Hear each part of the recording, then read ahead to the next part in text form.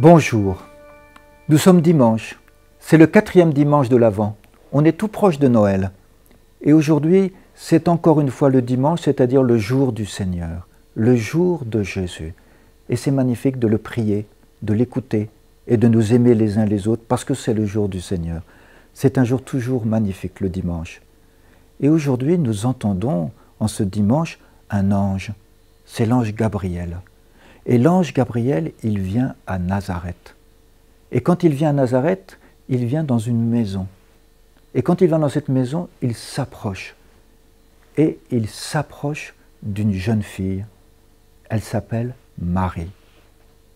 Et l'ange lui dit quelque chose qu'il peut dire aussi à chacun d'entre nous. Il dit à Marie, « Rien n'est impossible à Dieu. » Rien n'est impossible à Dieu. Pourquoi ? Parce que Dieu est tout-puissant dans son amour. Dieu est tout-puissant dans son amour. Alors rien n'est impossible à Dieu. Peut-être aujourd'hui, en ce dimanche, nous pouvons entendre cette parole de l'ange, « Rien n'est impossible à Dieu. » Alors je peux prier Dieu et lui demander quelque chose qui paraît impossible. Je voudrais lui demander qu'il donne quelque chose à quelqu'un. Ça paraît tellement impossible. Eh bien, je le demande à Dieu avec confiance. Peut-être, moi, dans mon cœur, il y a quelque chose qui est fermé. Et je peux demander à Dieu, ouvre mon cœur. Je n'arrive pas à pardonner. J'ai été trop blessé. Eh bien, l'ange me dit aujourd'hui, rien n'est impossible à Dieu. Alors je confie cette blessure au fond de moi. Je la confie à Dieu. Je me souviens très bien un jour de cette femme qui travaillait comme assistante sociale et qui avait beaucoup de mal avec un collègue de travail qui la faisait beaucoup souffrir, et précisément sur la foi, en se moquant toujours de la religion, des gens qui croyaient, etc. Et elle m'a dit cette phrase un jour tout à fait étonnante, c'est une femme qui priait, et cette femme m'a dit un jour, un soir, par surprise, je me suis rendu compte que j'ai réussi à pardonner à ce collègue de travail. Voilà que Dieu a ouvert son cœur à cette femme, et au lieu d'être dans la vengeance, elle a pardonné à ce monsieur. Souvent le pardon paraît impossible, mais rien n'est impossible à Dieu. Mais il y a une autre phrase dans cet évangile. Cette phrase, c'est Marie qui l'a dit. Et Marie, on voit bien que c'est une femme immaculée, c'est une femme qui est comblée de grâce, c'est une femme sur laquelle l'Esprit Saint est descendu, vraiment. C'est une femme qui a le cœur ouvert, qui n'est pas du tout fermé.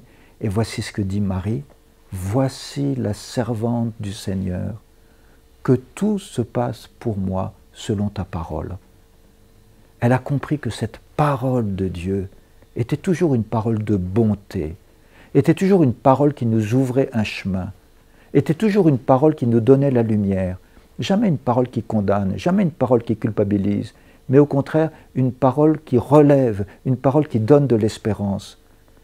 Et chacun d'entre nous, nous pouvons dire, voici le serviteur de Dieu, voici la servante du Seigneur. Car qu'est-ce qu'il y a de beau dans notre vie? C'est de servir, de nous rendre service les uns aux autres. Ce n'est pas toujours facile de servir, parce qu'il faut d'abord penser à l'autre plutôt qu'à soi. Mais être un serviteur, être une servante, ça donne une joie formidable de servir les autres. Alors je vous propose aujourd'hui de trouver le service que vous allez vous rendre les uns aux autres. Et parfois un service discret, un service de telle manière qu'on ne voit pas que c'est vous qui avez rendu service. Comme un petit jeu que vous pouvez faire les uns avec les autres pour vous rendre service de façon secrète. Je vous propose aujourd'hui, parce que vraisemblablement, il y aura une crèche à la maison. Il y aura aussi, j'espère, une crèche, si vous êtes dans une école catholique, il y aura une crèche quelque part. Mais je vous propose dans cette crèche de mettre aujourd'hui de façon tout à fait particulière la statue de Marie, ou l'image de Marie. Et vous allez mettre cette statue et cette image de telle manière que vous puissiez la prier de façon particulière. Après, vous pourrez mettre les autres statues. Peut-être il y a déjà les statues des bergers, peut-être il y a les statues des moutons, peut-être il y a les statues d'autres personnes qui sont là.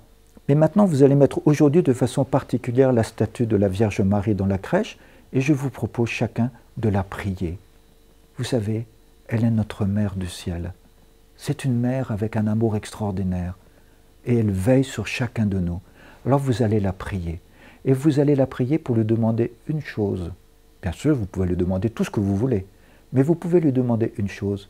Vierge Marie, toi qui es la maman de Jésus, la mère de Jésus, toi qui es notre mère, prépare mon cœur pour la fête de Noël. Prépare-moi pour que je sache vivre la fête de Noël. Peut-être, en priant la Vierge Marie, vous trouverez une aide et une force pour aller vivre le sacrement de réconciliation avant la fête de Noël. C'est très beau d'arriver à la fête de Noël avec un cœur lavé, avec un cœur pur, avec un cœur ouvert, avec un cœur disponible, avec un cœur joyeux. Et c'est beau de demander à Marie qu'elle nous aide à demander pardon à Dieu pour que notre cœur soit beau, limpide, joyeux pour la fête de Noël.